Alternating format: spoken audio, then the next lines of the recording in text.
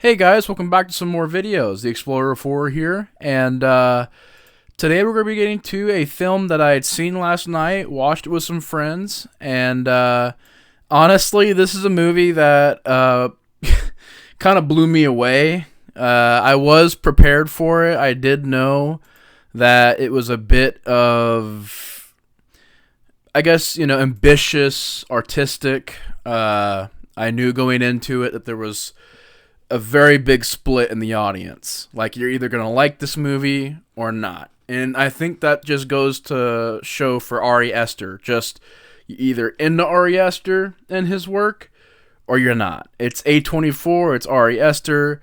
Robert Eggers is the same way. It's just, if you're into their films, you're into their films. If you're not into the films that they make, you're just not. For me, I am. I do enjoy Ari Aster's work. Hereditary I actually watched recently, and I think I might shoot another review for that. I don't know if it'll be tonight or tomorrow or whenever, but I did rewatch that recently, and it blew me away, and just, I really do love that movie. You know, for years I was like, well, maybe it is a bit overrated. Honestly, no. I think that movie, it deserves the credit it gets. Now, I get it. It was probably pushed down everybody's throats back in the day, but really watching it now, waiting for the hype to die down. That's why I do that. I tend to wait till the hype dies down before I go and check out a film, because when a film is that popular and I go and watch something, example, The Conjuring. I remember The Conjuring, people were saying it was scarier than The Exorcist. It was scarier than Jaws. It was one of the scariest movies in the past 10 years. You know, it was really hyped, and I went and seen The Conjuring, and I didn't like it. I like it now. I'm a big fan of the second one. I even like The Nun. That's a pretty decent one. But, yeah, I'm going off right now. I don't even know where this is going. But basically what I'm saying is the hype, can hurt a film in a way because it gets your expectations so high. And it's happened to me. It's happened to me with plenty of films. And then there are films that I just don't like. Like, people can sit there and be like, well, Scream 5 and 6, you had too high of expectations. Like, no, those movies are trash to me. They're just trash. But Ari Aster, big fan of Hereditary. I seen Midsommar not that long ago. So, honestly, I might shoot reviews on those, because I've reviewed this. Might as well talk about the other Ari Aster films. Midsommar is people's usual favorite.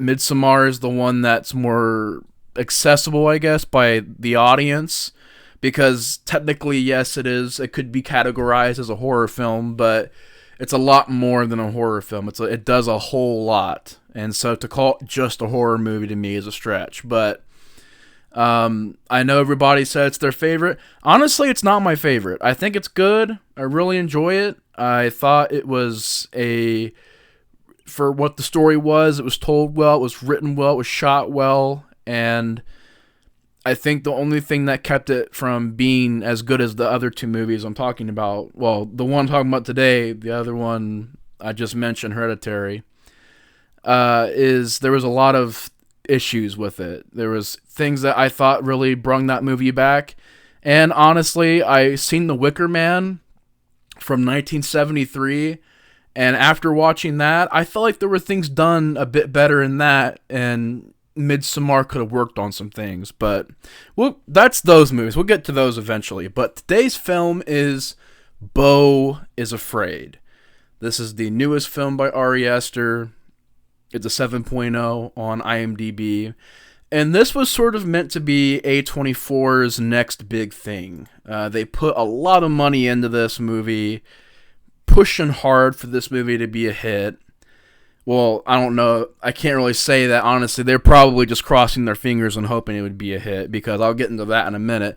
I think there's a lot of problems with the marketing and distribution of this movie. But this is a pretty big budget, $35 million to make this movie. This A24, that's a pretty decent sized budget for an independent film. And it only grossed $10 million, big flop, big bomb. But I don't necessarily think that's the movie's fault all the way.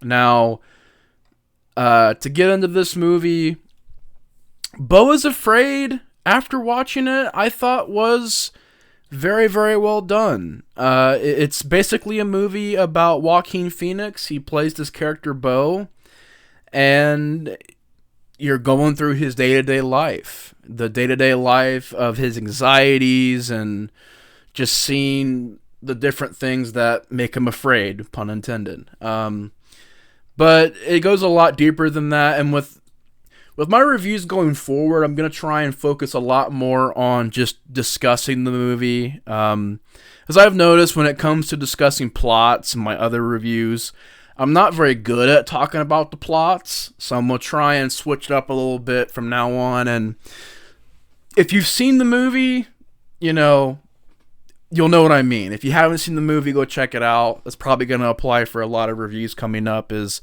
if you haven't seen them, definitely go check them out. This will contain spoilers. But yeah, going into this movie, this was a film that I remember back when it first came out, which I want to get the release date here. I do remember back when this first was released, being interested, hearing about it, seeing the trailers. The trailers really didn't tell you much, which is probably the problem with the film. But this movie came out on April 21st of this year. And I remember seeing the first few trailers for it in some pretty big movies, honestly. It wasn't like I went to go see The Whale and I seen the trailer for Beau is Afraid.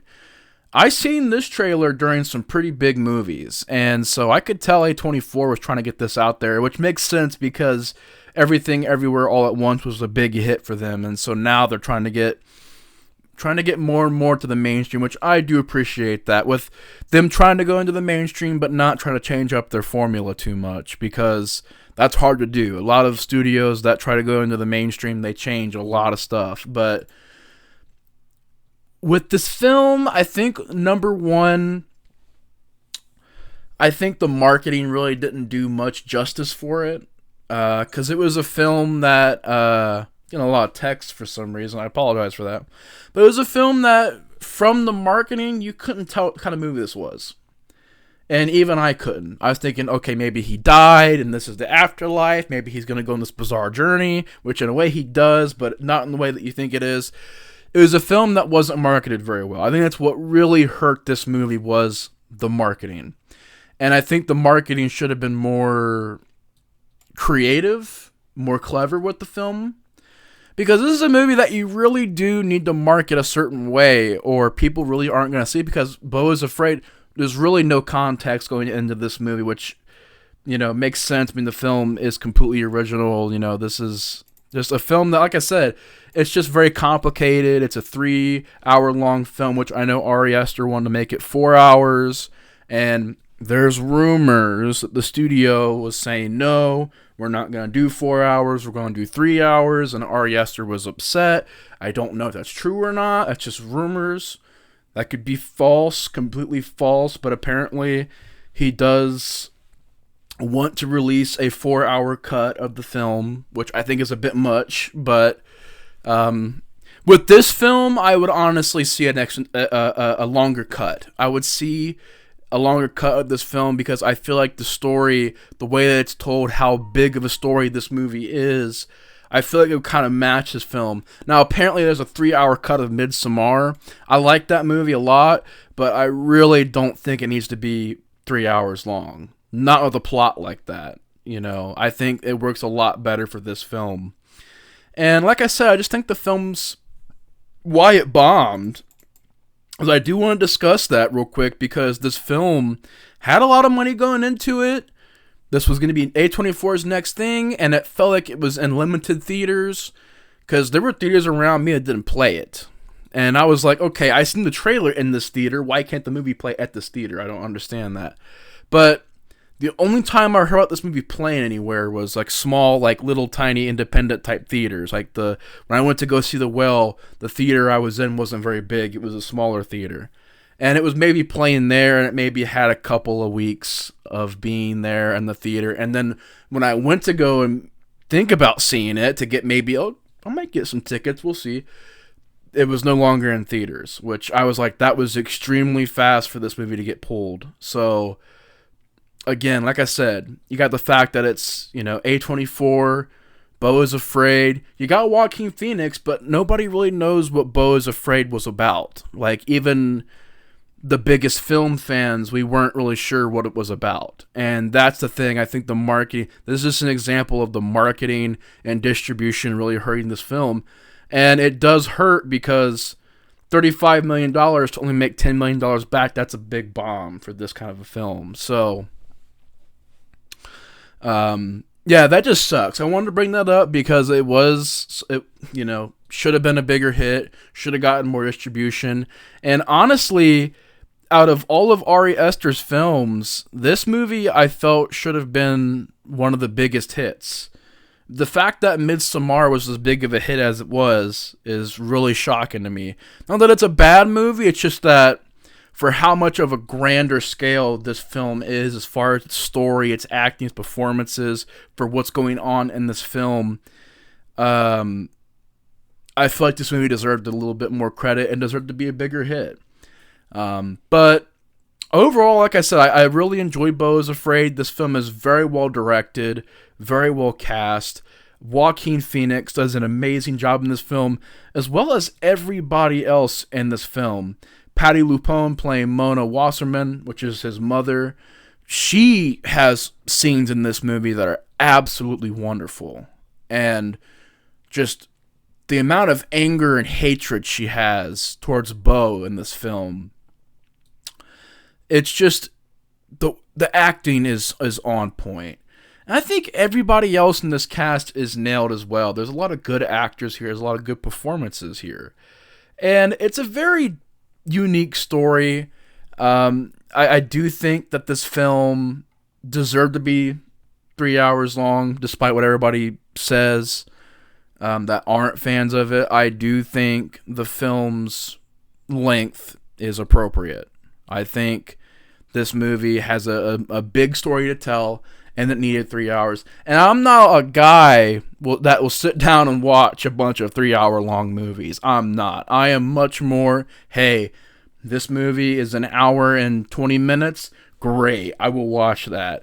This movie is an hour and a half. Awesome. Hour and 45. Awesome. But whenever I see that 2.5, 3 hour mark, I'm just like, I don't know, maybe sometime, because that's a lot of time to watch a movie, to me. So I always like to just pop in a movie, which is another benefit of being a horror fan. Most of the horror films are real short, so that's cool. But I don't mind long movies if they're done right, but if they're not done right, man, it sucks, because you lost 3 hours to a movie that sucks, and you can't get it back. But fortunately, this movie was not boring, and it did not suck. This movie is very well done by Ari Aster. It's up there with Hereditary. I think it is much better than Midsommar. It fixes a lot of problems that Midsommar had. Pacing issues, which is fixed in this movie. I think the direction is a big step up in this film. Even though it was great in Midsommar, it was a much big step up in this film. And what I appreciate about Ari Aster making this movie, which I do think this film, I do believe it was based off of a short he made. I think it was just called Beau. And what I really appreciate about this movie is it's not a solid horror film. It's not. It's a horror film, it's a comedy, it's a drama, it's sort of in a way an adventure film. I mean, it's not a happy adventure, but it's definitely a journey. So I appreciate the fact that he's adding so many different elements to this film. I also do appreciate the fact that just how creative this movie is, and the emotions it gets from the audience, and the emotions that it invokes. I think Ari Aster is great at doing that. He's good at having the audience laugh, nearly cry, be angry, horrified, disturbed. I do think he can really do all that very well. Just elicit a reaction, which I think is very important for a film to where it won't bore you. And that's the thing, when you think 3 hours, it's like, well, great, this is 3 hours. But I didn't get bored once in the movie. And it's just quite a journey. It's just a very well done. If there's any problems I have, I do think there are some scenes that go a bit over the top. All I'm going to mention is the attic scene. That I thought was way the fuck out there in the fucking stratosphere to the left. I don't know where that came from. I don't know what it was. I don't know. It's supposed to be a metaphor, I guess. But let's just say the attic scene I thought was just like way out of left field. And I thought was just too much. Over the top. Stupid idea. Just really like what the fuck. Like, I don't know. It was just such a weird idea. There maybe are some times where it goes a bit too far with its ambition to where I think it starts affecting the tone of the movie.